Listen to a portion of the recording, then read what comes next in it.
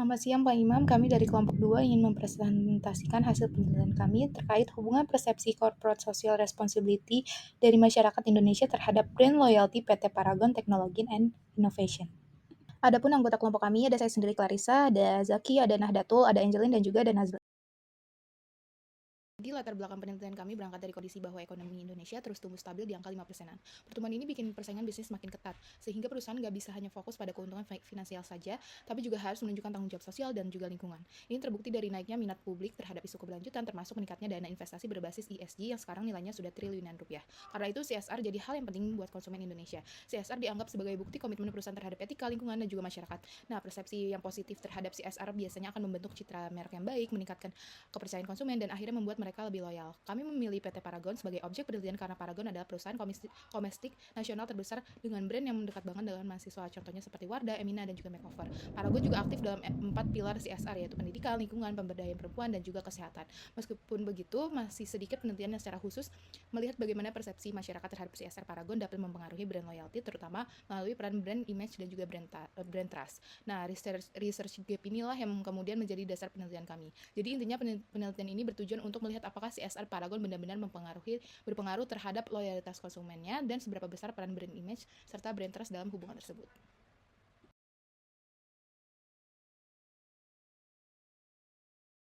Penelitian ini menggunakan metode kuantitatif dengan pendekatan explanatory dan cross-seksional. Data dikumpulkan melalui kuesioner Google Form dan dianalisis menggunakan SPSS. Teknik sampling yang digunakan adalah purposive sampling dengan 109 responden yang memenuhi kriteria, seperti berusia di atas 18 tahun, pengguna produk Paragon, serta pernah terpapar program CSR dalam 1 tahun terakhir.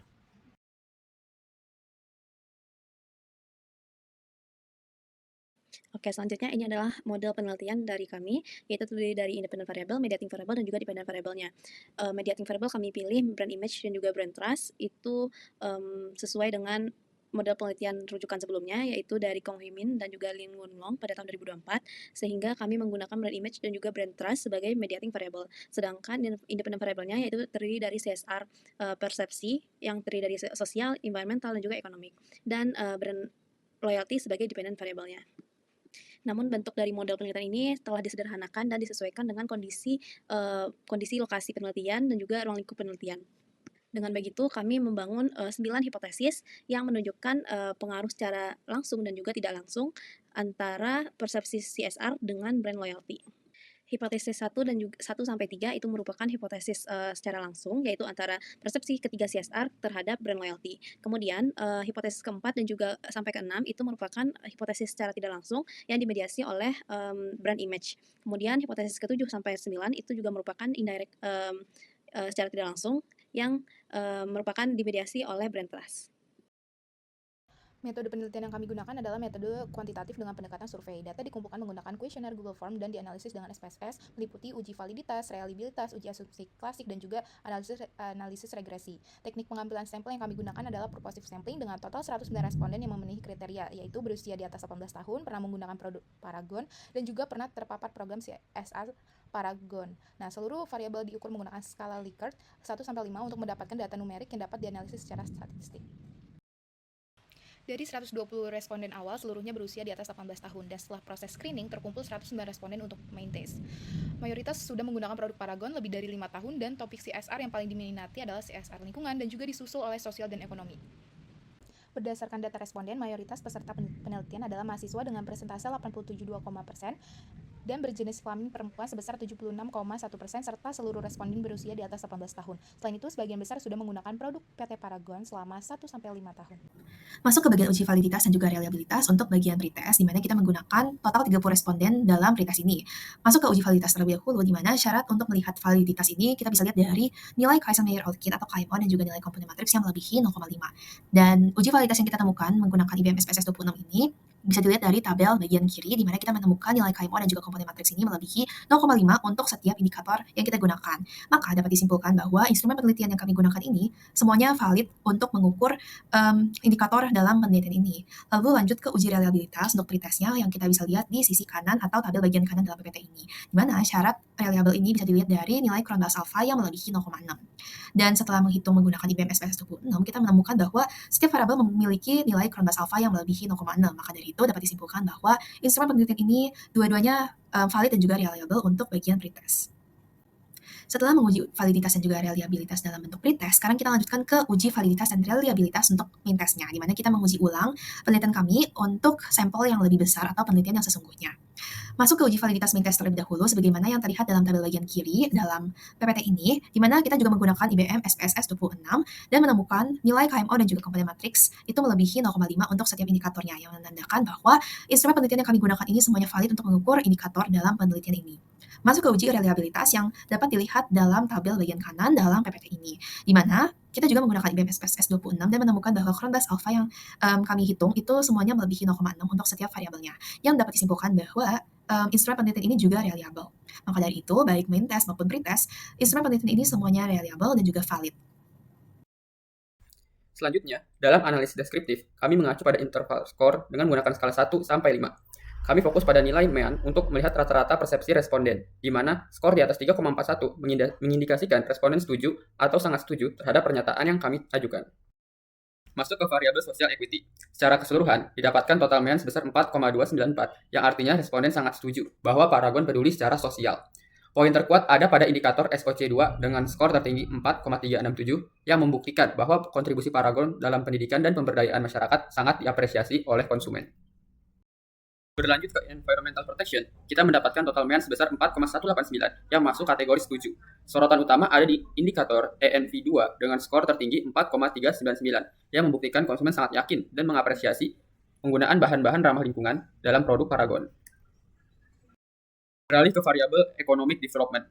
Nah, ini adalah dimensi dengan skor tertinggi, yaitu dengan total mean sebesar 4,371 yang masuk kategori sangat setuju. Nah, indikator ECO 1 menjadi yang tertinggi dengan skor 4,4 yang membuktikan bahwa masyarakat sangat mengakui peran nyata Paragon dalam menciptakan lapangan kerja di Indonesia. Untuk brand image, hasilnya sangat positif dengan total mean sebesar 4,352. Nah, di sini kita bisa melihat bahwa grafik BI3 yang paling tinggi, yang berarti kekuatan utama Paragon ada pada reputasinya. Meskipun BI2 skornya paling rendah, angkanya tetap di atas 4. Jadi citra merek ini tetap cukup dinilai solid. Brand trust, hasilnya sangat memuaskan dengan total mean sebesar 4,437. Nah, grafik juga menunjukkan bahwa BT2 paling unggul di angka 4,514. Nah, walaupun BT3 skor terendah, nilainya tetap di atas 4,3 yang menandakan kepercayaan konsumen terhadap merek ini sangat merata dan kuat. Ke brand loyalty, yang rata-ratanya 3,96. Temuan menarik di sini adalah indikator BL3 paling tinggi di angka 4,174, yang artinya konsumen sangat willing untuk merekomendasikan produk Paragon ke orang lain, meskipun kesetiaan personal mereka di BL2 masih perlu ditingkatkan. Masuk ke uji normalitas tahap awal. Ternyata data kami belum terdistribusi normal. Bisa dilihat nilai significance Shapiro-Wilk adalah 0,018. Masih di bawah syarat, yakni 0,05. Nah, hal ini disebabkan adanya outlier atau pola jawaban responden yang tidak konsisten, yang mengganggu distribusi data, sehingga kami perlu melakukan penanganan lebih lanjut. Untuk memperbaikinya, kami melakukan case-wise diagnostic. Kriterianya adalah membuang data dengan residual di luar rentang standar deviasi plus minus 2,5. Ditemukan dua outlier ekstrim, yaitu kasus nomor 24 dan 50. Kedua data ini kami eliminasi, sehingga sampel bersih tersisa 107 responden untuk dianalisis ulang. Setelah outlier dihapus, inilah hasilnya. Secara visual, histogram membentuk lonceng sempurna, dan plot mengikuti garis diagonal. Secara statistik, nilai Shapiro-Wilk kini menjadi 0,056. Sudah di atas standar yakni 0,05. Jadi, asumsi normalitas resmi terpenuhi. Lanjut ke bagian uji multikolinearitas sebagai bagian dari uji asumsi klasik, di mana uji ini dilakukan untuk mengetahui apakah terdapat korelasi yang tinggi antar variabel independen dalam model regresi berganda. Nah, syarat yang digunakan untuk melihat apakah model penelitian ini terbebas dari masalah multikolinearitas dapat dilihat dari, pertama, nilai toleransi di atas 0,1. Lalu kita juga bisa lihat dari nilai variance inflation factor yang di bawah 10. Dalam penelitian kami juga menggunakan IBM SPSS 26 yang terlampir pada PPT ini, bagian atas, di mana dapat disimpulkan bahwa semua nilai toleransi kami ini berada di atas angka 0,1. Sementara semua nilai VIF kami pun di bawah nilai 10, di mana dapat disimpulkan bahwa tidak ada multikolinearitas di antara variabel-variabel independen dalam model penelitian kami. Lanjut ke bagian uji heteroskedastisitas, di mana ini digunakan untuk mendeteksi ada atau enggaknya ketidaksamaan varians residual antar pengamatan yang kami lakukan. Syaratnya agar tidak ada heteroskedastisitas ini kita bisa dilihat dari nilai signifikansi yang lebih besar dari angka 0,05. Nah, dari perhitungan yang kami lakukan, kami menemukan bahwa nilai signifikansi kami ini semuanya berada di atas 0,05 untuk setiap variabelnya. Maka dari itu dapat disimpulkan bahwa model regresi kami pun terbebas dari masalah heteroskedastisitas. Selanjutnya, analisis uji regresi dengan tujuan untuk mengetahui pengaruh suatu variabel terhadap variabel lain. Nah, variabelnya yang pertama ada dependen atau terikat, yaitu variabel yang dipengaruhi, dan yang kedua independen atau bebas, yaitu variabel yang mempengaruhi. Nah, penelitian ini memiliki variabel dependen dan juga independen. Yang pertama di sini ada hasil uji regresi direct atau dependen yang berdasarkan hasil uji regresi tersebut ketiga aspek CSR, sosial, lingkungan, dan juga ekonomi terbukti memiliki pengaruh positif dan signifikan terhadap brand loyalty. Nah, CSR sosial memiliki beta 0,533 dengan p-value 0,000, CSR lingkungan beta 0,543 dengan p-value 0,000, dan CSR ekonomi juga beta 0,543 dengan p-value 0,000. Yang dimana hasil ini menunjukkan bahwa semakin tinggi penerapan CSR pada ketiga aspek tersebut, semakin tinggi pula tingkat brand loyalty konsumen terhadap perusahaan.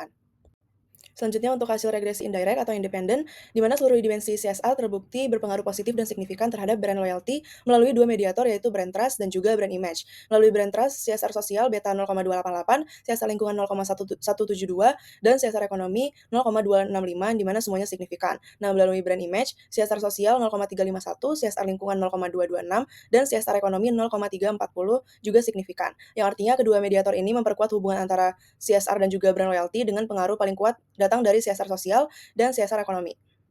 Oke, tahap terakhir adalah kita melakukan uji analisis hipotesis. Dari sebelumnya kita sudah melakukan uji validitas, reliabilitas, uji deskriptif, uji asumsi klasik, yang terdiri dari 3 macam, ada normalitas, multi, dan juga hetero. Terus yang ada uji asumsi regresi juga, maka kita akan menghasilkan besaran standar koefisien beta dan juga significant level atau p-value. Nah, dari dua komponen ini tuh bisa kita lihat apakah hipotesis yang diajukan atau alternatif hipotesis itu bisa diterima atau malah di-reject. Jadi guna dari dua komponen ini itu yaitu kalau misalnya beta itu kita bisa lihat apakah hubungannya itu positif atau malah negatif. Kemudian untuk yang significant value itu bisa kita analisis apakah setiap variabelnya itu berpengaruh secara signifikan ataupun tidak.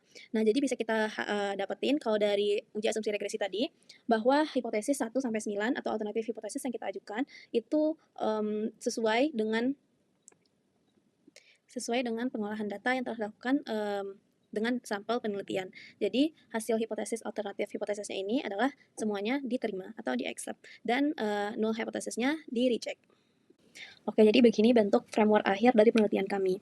Jadi persepsi masing-masing CSR ada sosial, environmental, dan juga ekonomik terhadap brand loyalty PT Paragon itu secara langsung adalah berpengaruh secara positif dan juga signifikan sesuai dengan nilai yang tertera. Nah, kemudian juga ada secara tidak langsungnya atau indirect terhadap brand loyalty, persepsi CSR terhadap brand loyalty PT Paragon melalui peran mediasi dari brand image dan juga brand trust. Sebagai penutup analisis, berikut adalah 3 kesimpulan utama penelitian kami. Kesimpulan pertama, terdapat pengaruh langsung yang positif dan signifikan dari ketiga dimensi CSR terhadap brand loyalty. Nah, ini membuktikan bahwa program CSR Paragon efektif dalam mengikat konsumen secara langsung. Selanjutnya, kesimpulan kedua dan ketiga menyoroti peran variabel perantara. Nah, analisis kami membuktikan secara statistik bahwa brand image dan brand trust berfungsi sebagai mediator yang signifikan. Ini menegaskan bahwa CSR tidak hanya memengaruhi perilaku pembelian, tetapi juga berhasil membentuk persepsi psikologis konsumen berupa citra positif dan kepercayaan yang mendalam. Sekian presentasi dari kelompok kami. Terima kasih.